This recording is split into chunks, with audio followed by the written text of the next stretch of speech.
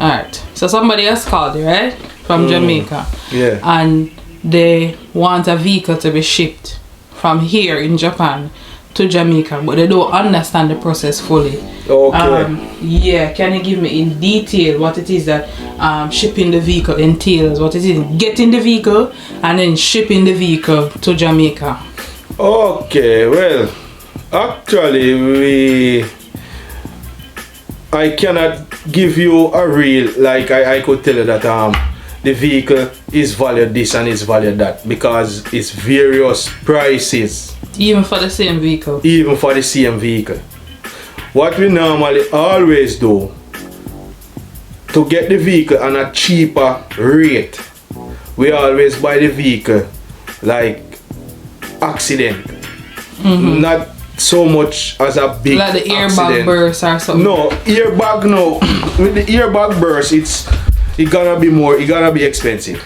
Because airbag in Japan is very expensive, because even sometimes we cannot export airbag. You understand? So the vehicle we would rather the vehicle to get like a dent or something. Yeah, a fender lick, maybe one light, bumper, name it. So we can replace those things and do the banking. And then what we would do, if we go that route, we would charge you the expense for buying the parts and actually doing the work, which is the repair, to bring back the vehicle to its full form. Alright, so you first now is your customer call you and they said they want a Toyota 2019 Toyota. So the first thing you do is to go where you go to source the vehicle? Okay, then we have to go to the auction. What is how you get onto the auction? You need anything special to go? No, it's not really anything special. Once you have an auction license or somebody with an auction license, then you can go inside the auction. You can also walk around and check with your eyes. If you have an internet auction, you can go on the internet auction and you can type in the here vehicle, what's the name of the vehicle, where the vehicle is made, and mileage, whatever you want on it, how much kilo, and you can check also on your computer or your laptop or whatever. Alright, so the price of the vehicle is going to be based on the mileage and whether it is a hit the vehicle and the year of the vehicle. Right. Alright. That's how it goes. So if you're gonna buy a complete vehicle that nothing wrong with and it have low mileage, then the budget will be more expensive.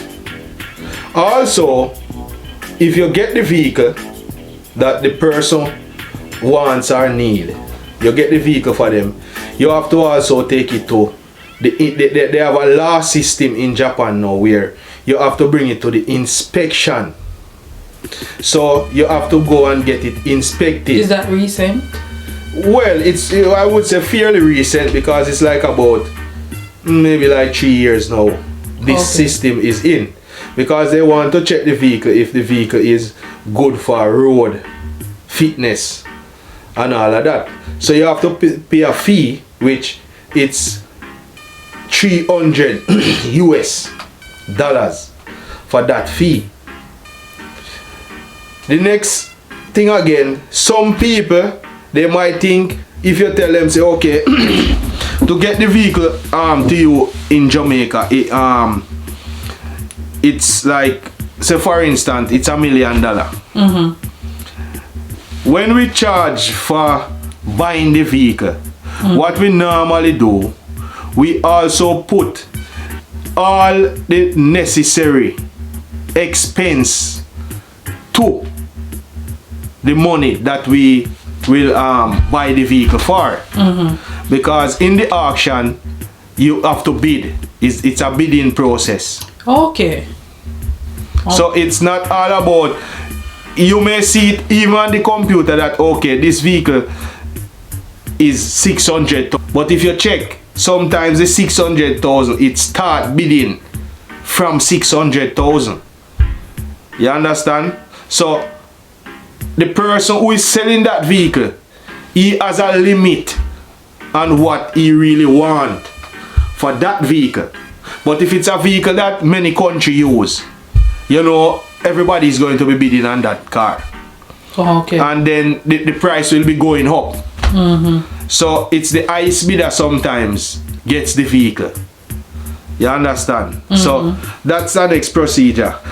The shipping cost from Japan to Jamaica, it's 150,000 yen. Not Jamaican dollar, yen. Okay? Alright. So you would have to equivalent how much one Jamaican dollar is to a yen. You understand? And that changes almost every day. And okay, that changes almost every day. You understand? Then now, when the vehicle is being shipped to Jamaica, you will have to take the responsibility of clearing that vehicle, which is 60% of what you buy the vehicle for, not with the additional fee. What you buy the vehicle for in the auction, they will charge you 60% of that to clear it in Jamaica. Sometimes the brokers in Jamaica, they have a little style where maybe they go on the website or whatever and they see the vehicle, it's that the vehicle is valued. You may get the vehicle in Japan for $1 million, but they go on the price list and they see that vehicle value in Jamaica for $3 million. Sometimes they will mark up the paper and put what they think you buy the vehicle for. You understand? So sometimes I will send the paper to you and you bring it to them, but in their thinking, they think that you pay way far money from this, so they will also mark up and put their price on it.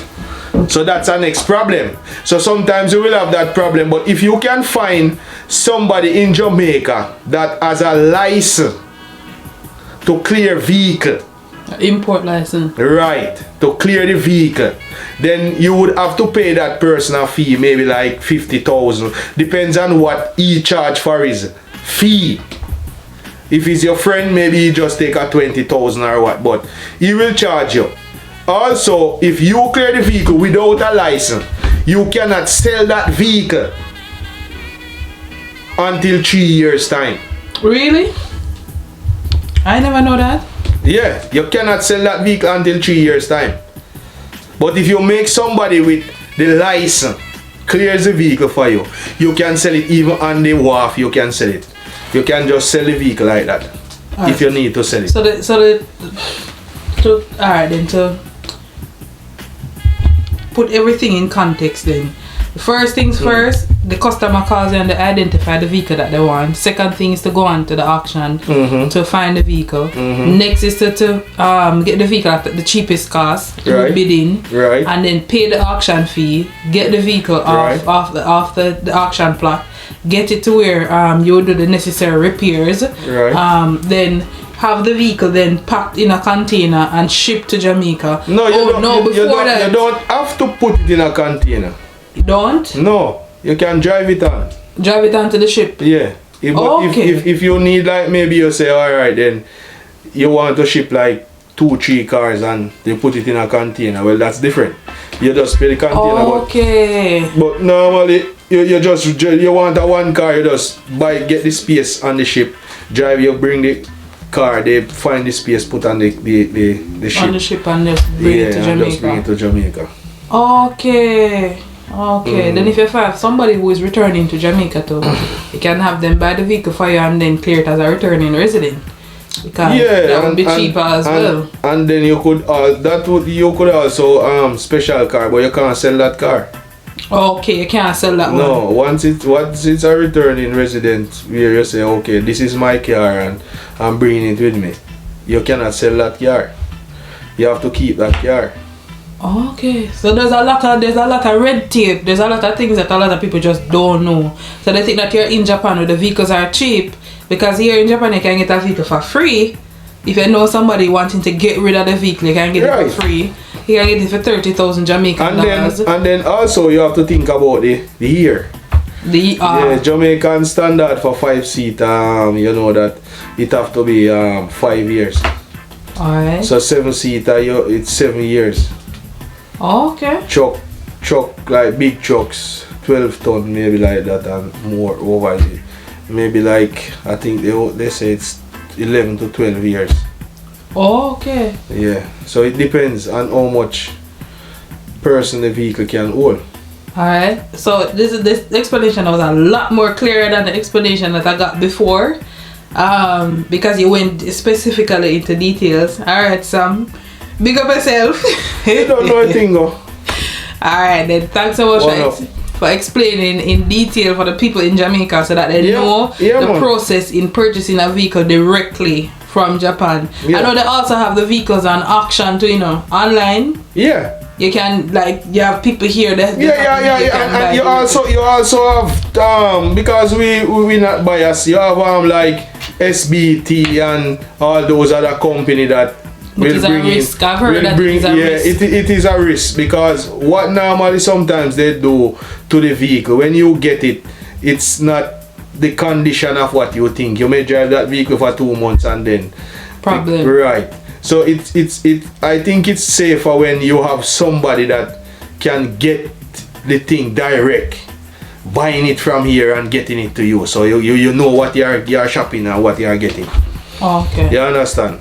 So that's a next factor, because somebody will say, SBT have this car cheap and this company have this car cheap, but when they get the car, maybe 1 month's time the shocks no good, something gone bad with the engine.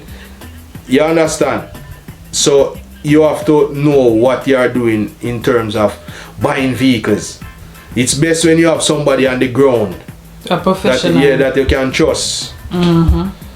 Because Jamaica like to say we want to know so we can trust you. You understand? So you have to have a person that is very capable when it comes to business, to do these kind of transaction with money. Okay. You understand? Okay. Yeah. Alright. Thanks again, Sam. You know, getting the people informed as to what it is and how it is in terms of the process of buying vehicles directly from Japan. Big up yourself again, and you know what you're supposed to do, people. Like and subscribe for more content. So until next time, I'm out. Yeah.